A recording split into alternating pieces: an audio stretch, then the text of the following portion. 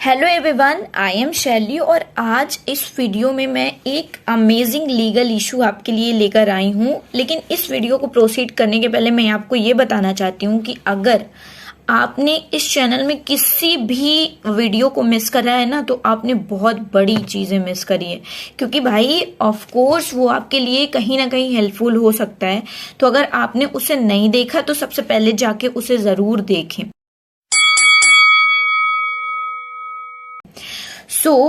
इस वीडियो में मैं आपको केरला लोकयुक्त एक्ट 1999 में अभी सेक्शन 14 में कुछ अमेंडमेंट्स हुए हैं, उसी को लेकर मैं इस वीडियो में प्रोसीड करने वाली हूँ। मैं उस इशू को बताने के पहले आपको ये बताना चाहती हूँ कि एक लोकपाल होते हैं और दूसरे लोकयुक्त होते हैं।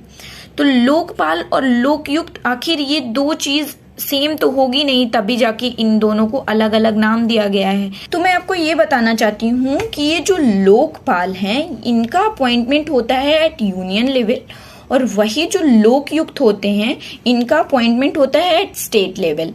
तो ये जो लोकपाल और लोकयुक्त होते हैं ना, ये एंटी करप्शन पर्सन्स होते हैं, मतलब करप्शन को मिटाने के लिए इनका अपॉइंटमेंट होता है। तो हमारे यहाँ पे 2013 में जाके लोकपाल एक्ट आया, ये है एंटी करप्शन एक्ट। फाइनली हमारे यहाँ 2013 में जाके आता है ये एक्ट। लेकिन मैं आपको ये बताना चाहती हूँ कि इसके पहले हमारे यहाँ प्रिवेंशन ऑफ करप्शन एक्ट 1988 भी था। तो इस एक्ट को लाने का मतलब क्या था?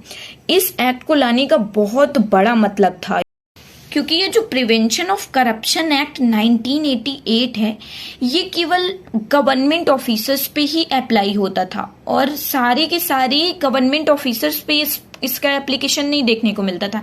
मतलब छोटे मोटे गवर्नमेंट ऑफिसर्स पे ही देखने को मिलता था, जैसे प्रेसिडेंट हो गए, प्राइम मिनिस्टर हो गए, इन सब लोगों के ऊपर इसका एप्लीकेशन नहीं होता था प्रिवेंशन ऑफ करप्शन एक्ट 1988 का। दैट्स वाई ये लोकपाल एक्ट जो कि एंटी करप्शन एक्ट है 2013 में, इसको लाया गया so as to catch the big fish. तो इसके बाद लोकपाल एक्ट 2013 आया हमारे यहाँ, लेकिन इसके पहले कई सारी चीजें हो चुकी होती हैं, तब जाके ये लोकपाल एक्ट आता है हमारे यहाँ। तो लोकपाल है, इसकी शुरुआत होती है स्वीडन से, वहां पे इनको बोला जाता है ओम्बड्समैन।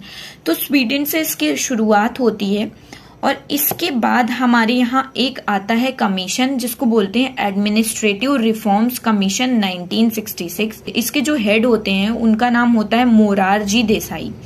और इसके बाद इस कमीशन के आने के बाद कई सारी रिकमेंडेशंस दी जाती हैं इस कमीशन में, और इस कमीशन के आने के बाद हमारे यहाँ आता है 1968 में ये लोकपाल बिल आता है। एक्ट नहीं पास होता, ये बिल आ जाता है। और इसके बाद जब आता है ये प्रिवेंशन ऑफ करप्शन एक्ट 1988, तब जाके आता है प्रिवेंशन ऑफ करप्शन एक्ट 1988।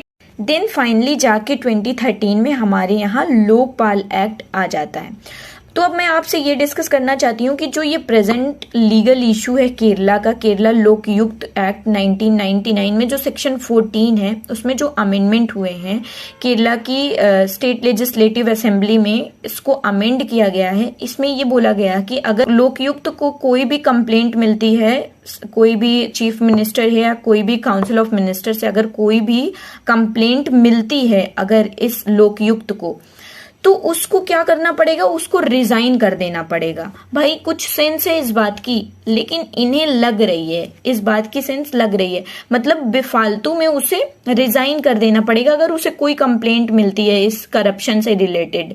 पूरा लोकपाल और लोकयुक्त का कॉन्सेप्ट।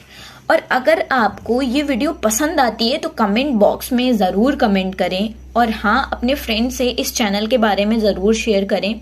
और अगर आपको इन सब चीजों से भी ज्यादा इंटरेस्टिंग चीजें जाननी है तो आप लीगल पिल का सब्सक्राइब बटन दबाना मत भूलें, और साथ में बेल को भी जरूर दबाएं, जिससे आप कोई भी वीडियो की नोटिफिकेशन मिस ना करें।